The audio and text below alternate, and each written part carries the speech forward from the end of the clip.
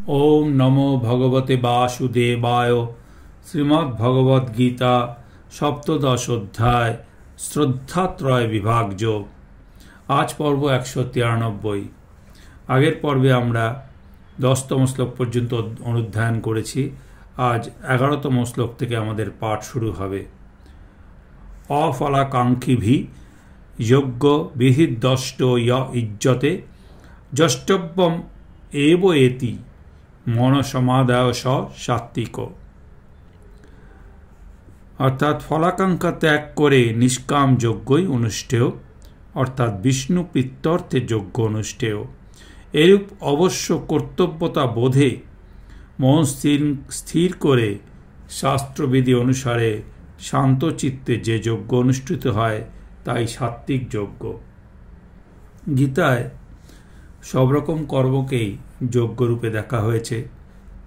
যজ্ঞ নিষ্কামভাবে পরার্থে অনুষ্ঠেয়। শ্রীকৃষ্ণ বলছেন সাত্বিক যজ্ঞ সেটি যা নিষ্কাম ব্যক্তিদের দ্বারা অনুষ্ঠিত হয়। নিষ্কাম ব্যক্তিদের বলা হয়েছে এখানে অফলাকাঙ্ক্ষী, অর্থাৎ টাকা পয়সা রোজগারের জন্য যজ্ঞ করছি না, শুদ্ধ ভালোবাসায় অনুপ্রাণিত হয়ে যজ্ঞ করছি। যজ্ঞের কোনো ফল কামনা আমি করছি না। এখানে এই বৈশিষ্ট্যের উপর জোর দেওয়া হয়েছে। দ্বিতীয় কথা বলা হচ্ছে বিধি দৃষ্ট, অর্থাৎ শাস্ত্রসম্মত হবে। শাস্ত্র যেমন বলছেন সেভাবে যজ্ঞ হবে। মন সমাধায়, যজ্ঞের উপর মনকে নিবদ্ধ রেখে যষ্টব্যম এব ইতি, যজ্ঞের জন্যই যজ্ঞ করা কর্তব্য, এই মনোভাব নিয়ে। এছাড়া অন্য কোনো উদ্দেশ্য নেই। এটি হলো সাত্ত্বিক মনের ধর্ম।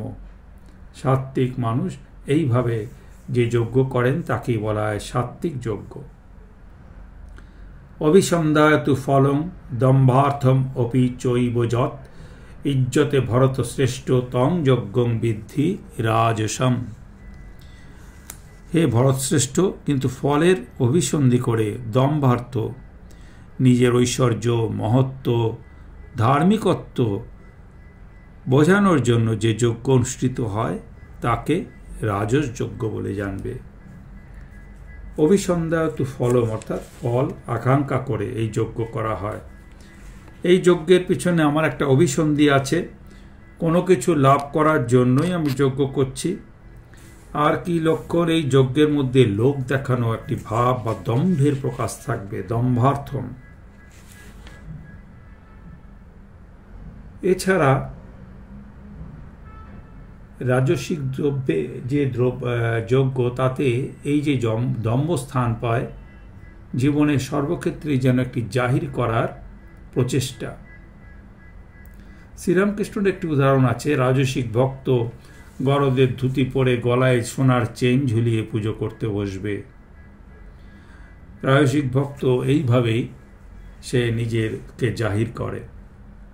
13তম শ্লোকে ভগবান বলছেন বিধিহীনম অসৃষ্টান্নং মন্ত্রহীনম অদক্ষিণম শ্রদ্ধা বিরহিতম যজ্ঞং তামসং পরিচক্ষতে।